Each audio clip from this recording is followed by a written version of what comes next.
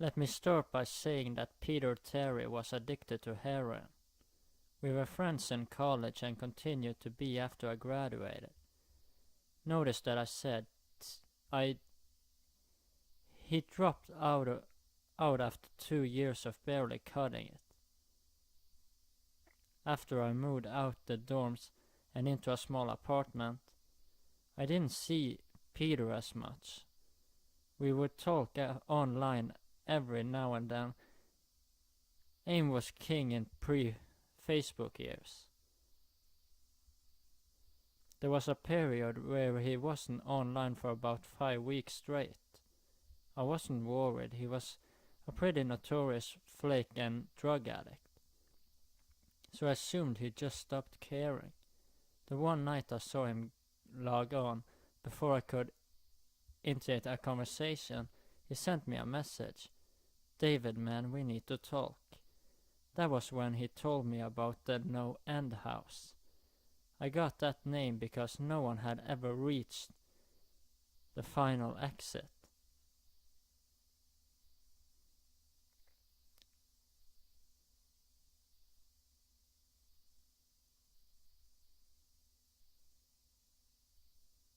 The rules were pretty simple and cliché. Reach the final room of the building and you win $500. There were 9 rooms in all. The house was located outside the city, roughly 4 miles from my house. Apparently Peter had tried and failed. He was a heroin, and who knows what the fuck addict. So I figured the drugs got the best of him, and we wigged out a paper ghost or something. He told me it would be too much for anyone, that it was unnatural. I didn't believe him.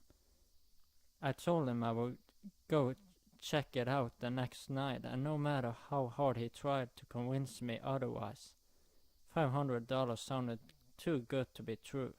I had to go. I set out the following night.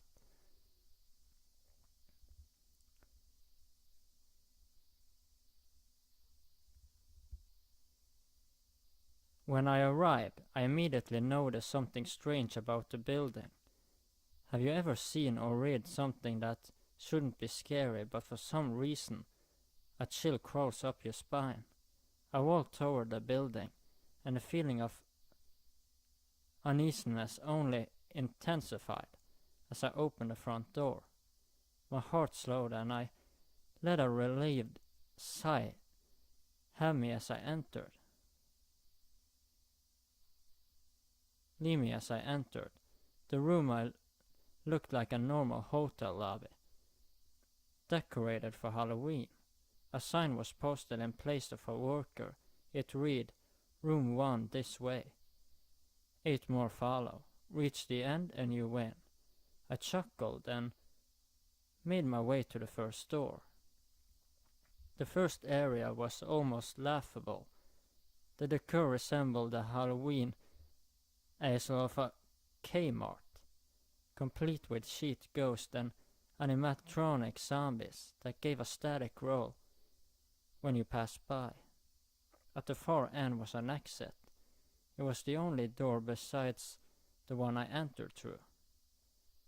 I brushed through the fake spider webs and headed for the second room. I was greeted by fog as I opened the door to room 2. The room definitely upped the ante in terms of technology. Not only was there a fog machine, but a bat hung from the ceiling and flew in a circle, scary. They seemed to have a Halloween soundtrack that one would find in a 99-cent store on loop somewhere in the room. I didn't see a stereo, but I guess they must have used a PA system. I stepped over a few toy rats and wheeled around and walked with a puffed chest across the next area. I reached for the doorknob and my heart sank to my knees. I did not want to open that door. A feeling of dread hit me so hard I could barely even think. Logic overtook me after a few terrified moments, and I shook it off and entered the next room. Room 3 is when things began to change. On the surface, it looked like a normal room. There was a chair in the middle of the wood paneled floor. A single lamp in the corner did a poor job of lighting the area, casting a few shadows across the floor and walls. That was the problem, shadows, plural. With the exception of the chairs, there were others. I had barely walked in the door and I was already terrified. It was at that moment that I knew something wasn't right. I didn't even think as I automatically tried to open the door I came through. It was locked from the other side. That set me off. Was someone locking the doors as I progressed? There was no way. I would have heard them. Was it a mechanical lock that set automatically? Maybe.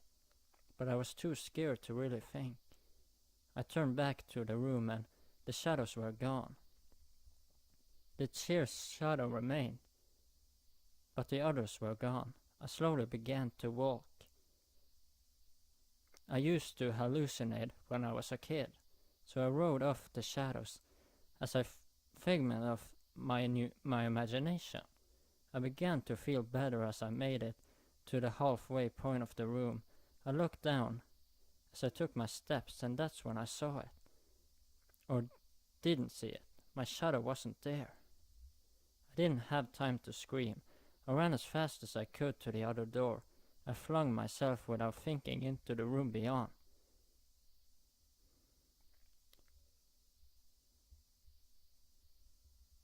The fourth room was possibly the most disturbing. As I closed the door, all light seemed to be sucked out and put back into the previous room. I stood there, surrounded by darkness, not able to move. I'm not afraid of the dark, and never have been, but I was absolutely terrified. All sight had left me. I held my hand in front of my face, and if I didn't know what I was doing, I would never have been able to tell. Darkness doesn't describe it. I couldn't hear anything. It was dead silence. When you're in a soundproof room, you can still hear yourself breathing. You can hear yourself being alive. I couldn't. I began to stumble forward after a few moments, my repeatedly beating heart the only thing I could feel. There was no door in sight. Wasn't even sure there was one in this time. The silence was then broken by a low thump.